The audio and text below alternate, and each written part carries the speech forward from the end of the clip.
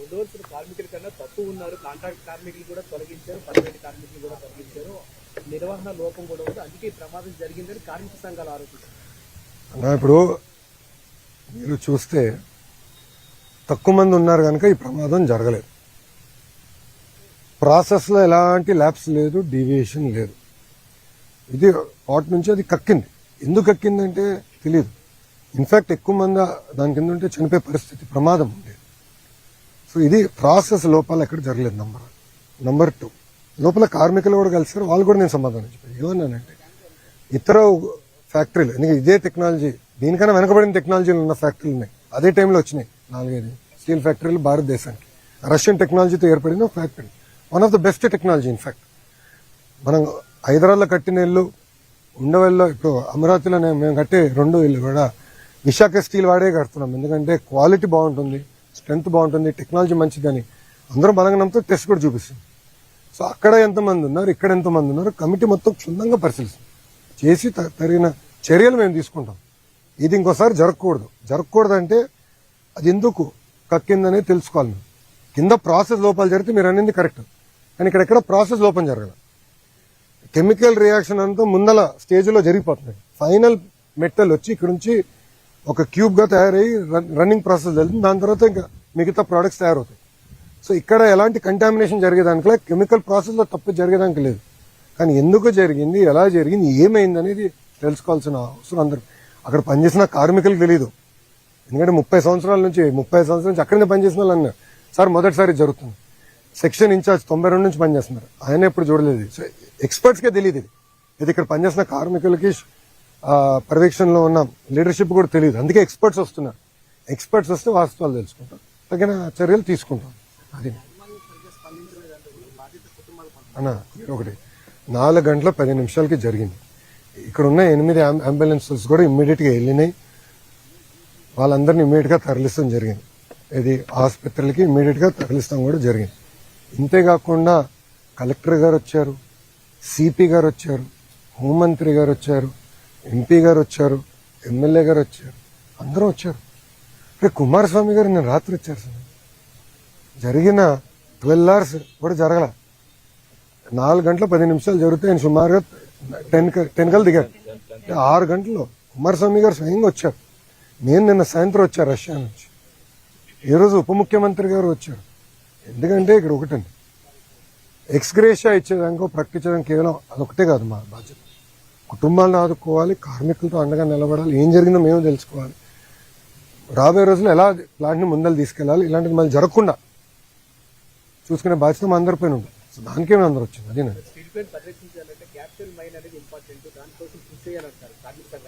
Sir మీరు మళ్ళీ ఒకే మాట అంటున్నారు, కార్మిక సంఘాలు అంటున్నారు.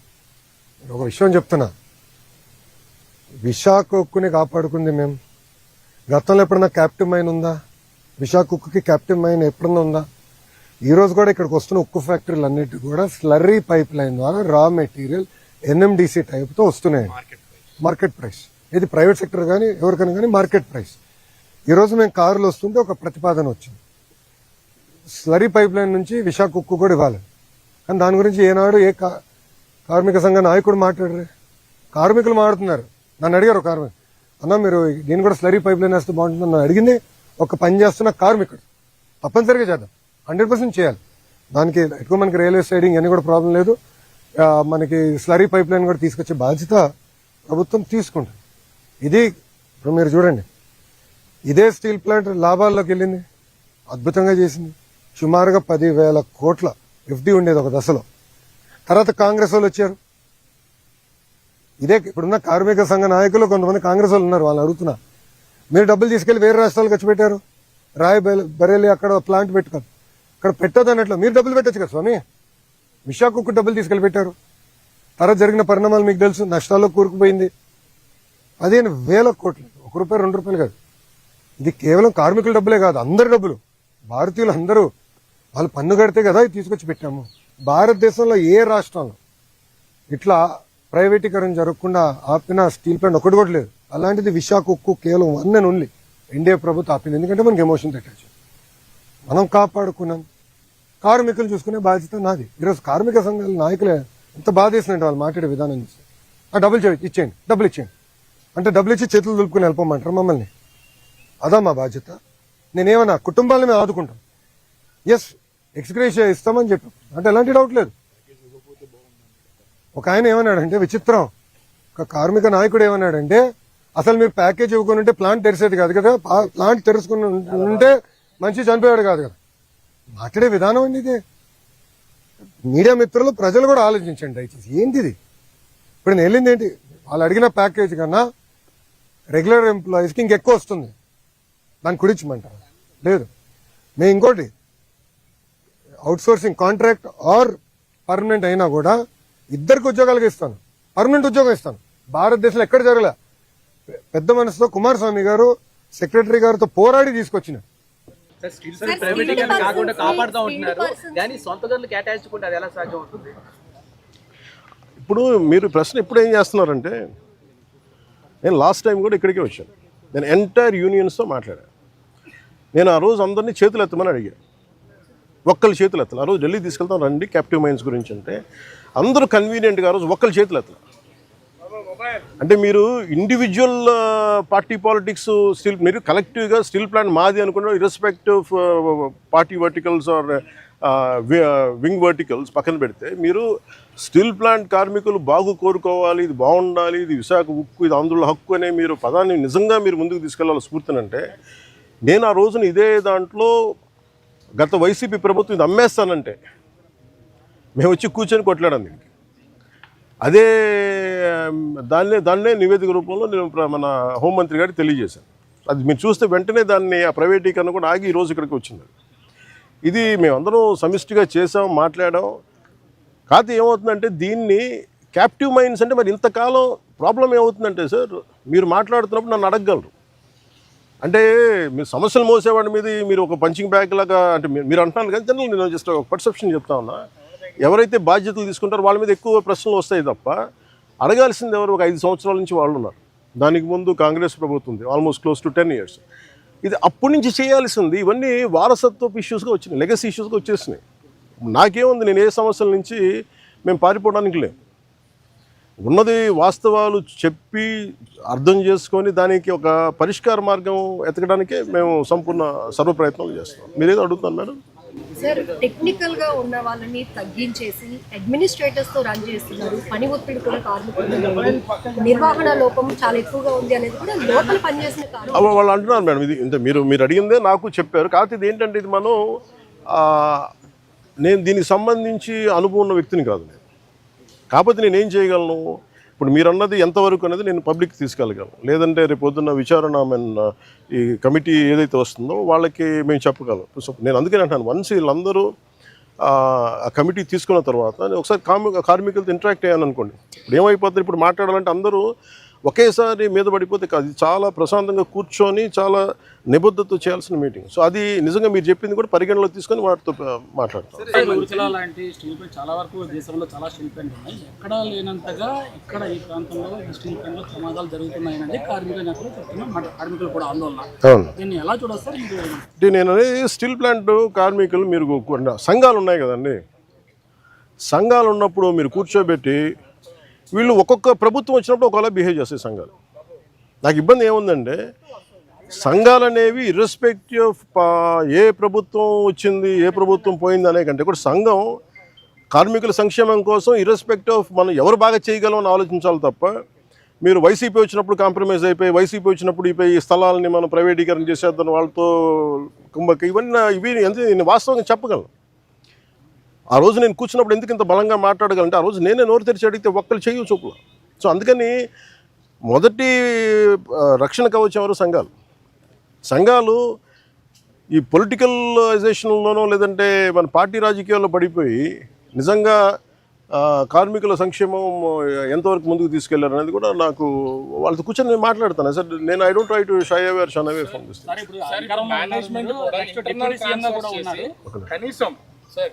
మేనేజ్మెంట్ కూడా ఇంటర్నల్ ట్రాన్స్ఫర్ చేస్తుంది. అసలు సంబంధం లేనటువంటి డిపార్ట్మెంట్ని డిప్లాయ్ చేయడం వల్ల ఈ ప్రమాదం జరిగింది అనేది, చనిపోయినటువంటి వాళ్ళలో కూడా అట్లాంటి వ్యక్తి ఒకరు ఉన్నారనేది ఇప్పుడు కార్మికులు చెప్తున్నటువంటి మాట. అంటే ఇప్పుడు స్టీల్ ప్లాంట్ యాజమాన్యం కూడా ఈ ఎంప్లాయీస్ విషయంలో కొంత అలసత్వం వహిస్తుంది అనేది ప్రధానమైనటువంటి విమర్శ. దీని మీద అసలు ఏమన్నా మేనేజ్మెంట్ మాట్లాడడం కానీ అంటే ఇవన్నీ సార్ ఇవన్నీ కూర్చోబెట్టి మనం ఇలాంటి సంఘటన జరిగినప్పుడు మాట్లాడతాం. సంఘటన జరిగినప్పుడు అన్నీ బయటకు నేను ఏమంటానంటే who is the first line of defence ఇక్కడ మీరు చెప్పండి. ఫస్ట్ లైన్ ఆఫ్ డిఫెన్స్ ఎవరు? కార్మిక సంఘాలు, యూనియన్స్ వాళ్ళ పనులు సరిగ్గా చేస్తున్నాయని అది ఇవన్నీ వాళ్ళు మాట్లాడాల్సింది. వాళ్ళు ఆ రోజు నేను వచ్చి కూర్చున్నప్పుడు ఒక్కళ్ళు నేను ఇదే చెప్పాను, మాకు ఇన్ని సమస్యలు ఉన్నాయి. ఓకే మన అందరం కింద పెడతాం, మీద పెడతాం, వెళ్తాం, 10 సార్లు ఒక నెగోసియేషన్ జరుగుతాయి. అసలు సమస్యని మీరు ఇవన్నీ చెప్పకుండా మీకు అన్యాయాలు ఇవి జరిగిపోతున్నాయి అంటే నేను అనేది ఏంటంటే మీరు ఒక లాజికల్గా ఒక రేషనల్గా మాట్లాడకుండా పూర్తి ఎమోషన్ మీదను ఇలా కూర్చొని మాట్లాడితే కాదు. కూర్చోబెట్టి లాగ్ బుక్స్ తీసుకోవాలి, ఏమేం జరిగినాయి, నిజంగా మీరు చెప్పినట్టుగా అడ్మినిస్ట్రేటివ్ జాబ్ని పెంచి స్కిల్డ్ లేబర్ని లేకుండా చేస్తారు. ఇవన్నీ ఏంటంటే మనం ఆఫ్ ది హ్యాండ్ ఇలాగ మనం కూర్చొని ఇది మీడియా ట్రయల్ కాదు, లేదంటే సోషల్ మీడియా ట్రయల్ కాదు. It should be a very deep investigative approach with committee of experts has to happen. దీనికి పొలిటికల్ విల్ ఉండాలి. దీనికంటే మేము నేను ఈ రోజుకి చెప్తాం కదా, ఇండివిజువల్గా మేము యాజ్ జనసేన పార్టీ ఈరోజు మేము ప్రభుత్వంలో భాగస్వామ్యం అయినా కానీ మేము ఎక్కడ దీన్ని షన్ చేయట్లేదు. More than willing to understand. మేము పదే చెప్పాం కేంద్ర ప్రభుత్వానికి, ఏది అధికారంలో లేనప్పుడు చెప్పాం, ఇది మీరు దయచేసి దీన్ని ఇది ఒక హార్డ్ కోర్ మేము త్యాగాలతో వచ్చింది, ఇది మీరు దయచేసి దీన్ని చూడండి అంటే మేము దాన్ని స్ఫూర్తిని వాళ్ళు గౌరవించారు. ఈరోజు ఉంది అంటే ప్రైవేటీకరణ కాకుండా ఉండాలంటే. కాబట్టి దీన్ని కాపాడుకోవాల్సింది కూడా ఒక నిజంగా అన్డ్యూ డిమాండ్స్ ఏమైనా ఉన్నాయా, జెన్యున్ డిమాండ్స్ ఉన్నాయా, ఇవన్నీ కూడా చాలా నిబద్ధతతో కూర్చొని చేయాలి సార్. చాలా కన్సల్టేషన్స్, చాలా డెలిబరేషన్ జరగాల్సిందే. అందుకని నాకు స్టీల్ ప్లాంటు చాలా అద్భుతంగా ఉండాలి, ఇలాంటి ప్రమాదాలు జరగకూడదు అనేది మా అందరి ఆకాంక్ష. Thank you. చంద్రబాబు నాయుడు గారి సుపుత్రుడు మాట్లాడుతూ ఆయన మాట్లాడిన మాటలు చూస్తే నిజంగా నాకు ఆశ్చర్యం కనిపిస్తుంది. మానవత్వం అన్నది ఎవరికైనా ఎక్కడైనా కానీ కొద్దో గొప్ప ఉండాలి కదా, ఇలాంటి మనుషులు కూడా ఉంటారా అనిపించింది. నిజంగా ఆయన అంటాడు 1,72,00,000 ఇస్తా ఉన్నాము అని చెప్పి. నాకు ఆశ్చర్యంగా నేను అడుగుతా ఉన్నా, అయ్యా లోకేష్ గారు, ఈ 1,72,00,000లో మీరు ఏదైతే మాట్లాడుతూ ఉన్నారో ఆ ఎంప్లాయీస్కు రైట్ఫుల్గా వాళ్ళకి రావాల్సిందే కదయ్యా నువ్వు ఇస్తూ ఉన్నావు, ఎక్స్ట్రా నువ్వేమి ఇస్తూ ఉన్నావు అని చెప్పి నేను అడుగుతా ఉన్నా. ఈ ఎంప్లాయీస్కి రావాల్సిన గ్రూప్ ఇన్సూరెన్స్ అయితేనేమి, ప్రావిడెంట్ ఫండ్ అయితేనేమి, గ్రాట్యుటీ అయితేనేమి, రిస్క్ ఇన్సూరెన్స్ అయితేనేమి, వీటి నేపథ్యంలో 1.45 crores వాళ్ళకే రావాలా. ఆ తర్వాత కంపెనీనే మరో 25 లక్షలు ఇస్తూ ఉంది. అది కూడా విశాఖపట్నం స్టీల్ ప్లాంట్ కంపెనీయే ఇస్తూ ఉంది. కేవలం ప్రైమ్ మినిస్టర్ రిలీఫ్ ఫండ్ కింద కేవలం 2 లక్షల రూపాయలు అదనంగా ఎక్స్గ్రేషియా కింద వస్తూ ఉంది. రాష్ట్ర ప్రభుత్వం నుంచి 0 రూపాయి అంటే రూపాయి కూడా ఇవ్వడంలే. మరి నేను అడుగుతా ఉన్నా, ఇక 1.72 crores ఇంకొకటి నువ్వు ఇచ్చేదేందయ్యా బోడీ అని అడుగుతా ఉన్నా.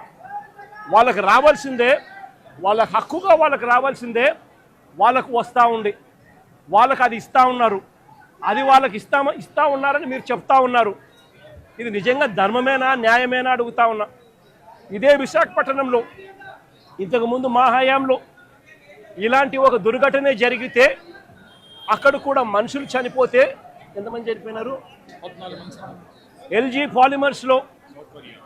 పాలిమర్స్లో అప్పట్లో కూడా ఒక దుర్ఘటన జరిగి 14 మంది అప్పట్లో చనిపోయిన ఘటన జరిగితే రాష్ట్ర ప్రభుత్వం ఎలా స్పందించింది? వెంటనే ముఖ్యమంత్రి ఇక్కడికి వచ్చి, అంటే జగన్ ఇక్కడికి వచ్చి ఏకంగా కోటి రూపాయలు చనిపోయిన కుటుంబాలకు ఇచ్చి ఆదుకున్న పరిస్థితులు బహుశా దేశ చరిత్రలో ఎక్కడా కూడా జరగలేదేమో. ఒక్క ఆంధ్ర రాష్ట్రంలో జగన్ ముఖ్యమంత్రిగా ఉన్నప్పుడు చోటు చేసుకున్న ఘటన. ఏకంగా ₹1,00,00,000 వాళ్ళకి ఇచ్చి ఆ కుటుంబాలకు తోడుగా ఉండి ఆ వాళ్ళ సభ్యులు చనిపోయిన వాళ్లకు ఉద్యోగాలు కూడా మళ్ళీ ఆ కంపెనీలో ఇచ్చేట్టుగా వైఎస్ఆర్సీపీ ప్రభుత్వం అప్పట్లో అడుగులు ముందుకు వేసి చేయించింది. నేను అడుగుతా ఉన్నా, ఈరోజు ఈ ప్రభుత్వం, చంద్రబాబు నాయుడు గారి ప్రభుత్వం స్పందిస్తూ ఉన్న తీరు నిజంగా ఎంత అన్యాయంగా ఉంది అని ఒక్కసారి మనస్సాక్షిని అడుక్కోండి మీరు అని చెప్పి నేను కోరుతా ఉన్నా. ఈ ప్రభుత్వాన్ని గట్టిగా డిమాండ్ చేస్తూ ఉన్నాం. వాళ్ళకి రావాల్సింది వాళ్ళకి ఇప్పించడంలో నీ గొప్పతనం ఏమీ లేదయ్యా. వాళ్ళకి రావాల్సిన కోటి 72 లక్షలు కోటి 72 లక్షలు ఏదైతే ఇస్తా ఉన్నారో, 1,45 లక్షలు వాళ్ళకి రావాల్సింది ఏదైతే ఇస్తా ఉన్నారో అది గొప్పతనం. నీ గొప్పతనం ఏమీ కాదు. కంపెనీ నుంచి కేవలం 25 లక్షల రూపాయలు మాత్రమే ఆ ఎంప్లాయీస్కు వస్తూ ఉంది. ఈ నేపథ్యంలో నేను చెప్తా ఉన్నాను, అయ్యా అప్పట్లో వైసీపీ ప్రభుత్వంలో ఉన్నప్పుడు ఏ రకంగా అయితే ₹1,00,00,000 ప్రతి కార్మికుడికి ఇచ్చి తోడుగా ఉన్న నేపథ్యం పరిస్థితులు ఏ రకంగా జరిగాయో అదే మాదిరిగా ప్రతి ఎంప్లాయీకి మేము ఇంతకుముందు చేసి చూపించినాం. మేమేదైతే చేసి చూపించినామో అదే మిమ్మల్ని కూడా చేయమని అడుగుతా ఉన్నాం. మేమేమి ఎక్కడా కూడా అన్యాయంగానో లేకపోతే మేము చెయ్యనిది మిమ్మల్ని చేయమని చెప్పి అడగడమో చెడగడంలా మేమేదైతే చేశామో అదే చేయమని అడుగుతా ఉన్నాం. వెంటనే వాళ్లకు ఈ 1,45 లక్షలకు అదనంగా వాళ్ళకి ఏదైతే వస్తూ ఉన్నదో దాంట్లో నీ ప్రమేయం ఏదైతే లేదో వాళ్ళకు సంబంధించిన group insurance, provident fund, gratuity, risk insurance ఈ రూపేణ వాళ్ళకు వస్తూ ఉన్న 1,45 లక్షలు ఏదైతే వస్తూ ఉందో దానికి అదనంగా మరో ₹1,00,00,000 ఖచ్చితంగా వాళ్ళకి ఇవ్వాలి. వాళ్ళ కుటుంబ సభ్యులకు కూడా అదే మాదిరిగా ఉద్యోగాలు కూడా వెంటనే ఇవ్వాలని కూడా కోరుతా ఉన్నాం. అదే మాదిరిగా నా పక్కన చెల్లి భాగ్యం ఇక్కడే ఉంది. వాళ్ళ కుటుంబం కూడా ఇదే మాదిరిగానే సంవత్సరం 14 నెలల కిందట 14 వాళ్ళ భార్య ఇక్కడే ఉంది. 1/4/2025లో చనిపోయిన పెంటయ్యన్న కుటుంబానికి కూడా ఇదే ప్యాకేజ్ కూడా వాళ్ళకు కూడా వర్తింపచేసి వాళ్ళ కుటుంబానికి కూడా ఇదే మాదిరిగానే ఆదుకోవాలి అని చెప్పి రాష్ట్ర ప్రభుత్వానికి, కూటమికి ఇద్దరికీ కూడా గట్టిగా వీళ్ళిద్దరికీ కూడా చెప్తా ఉన్నాం. మరీ ముఖ్యంగా చంద్రబాబు నాయుడు గారికి, మరీ ముఖ్యంగా రాష్ట్ర ప్రభుత్వానికి, ఎందుకంటే బాధ్యత రాష్ట్ర ప్రభుత్వం కాబట్టి వెంటనే చిత్తశుద్ధి చూపండి, ఎంప్లాయీస్కి తోడుగా ఉండండి. మీరు కూడా అసెంబ్లీలో వైఎస్ఆర్ కాంగ్రెస్ పార్టీ తీర్మానం చేసినట్టుగానే మీరు కూడా ప్రైవేటైజేషన్కు వ్యతిరేకంగా అసెంబ్లీలో మేము చేసినట్టుగానే తీర్మానం కూడా చేసి కేంద్రానికి పంపి ఇది జరగకుండా కూడా ఆపే కార్యక్రమంలో చిత్తశుద్ధిని కూడా చూపండి అని చెప్పి కూడా గట్టిగా వీళ్ళందరికీ కూడా కోరుతా ఉన్నాం. ఇదొకటే కాదు, మేము ఇంత అడుగుతా ఉన్నా కూడా చంద్రబాబు నాయుడు గారి ప్రభుత్వంలో ఎక్కడైనా మానవత్వం లేక ₹1,00,00,000 ఇవ్వాల్సిన చోట వాళ్ళకు ఇవ్వని పరిస్థితి ఎక్కడైనా ఉంటే మాత్రం ప్రతి బాధితుడికి చెప్తా ఉన్నా, ప్రతి అక్కకు, ప్రతి చెల్లెమ్మకు, ప్రతి బాబుకు చెప్తా ఉన్నా, బాధపడాల్సిన పనుల కొంచెం ఓపిక పట్టండి. దేవుడి దయతో మన ప్రభుత్వం వచ్చిన వెంటనే ఒక నెల తిరక్క మునిపే ₹1,00,00,000 రాష్ట్ర ప్రభుత్వం తరఫు నుంచి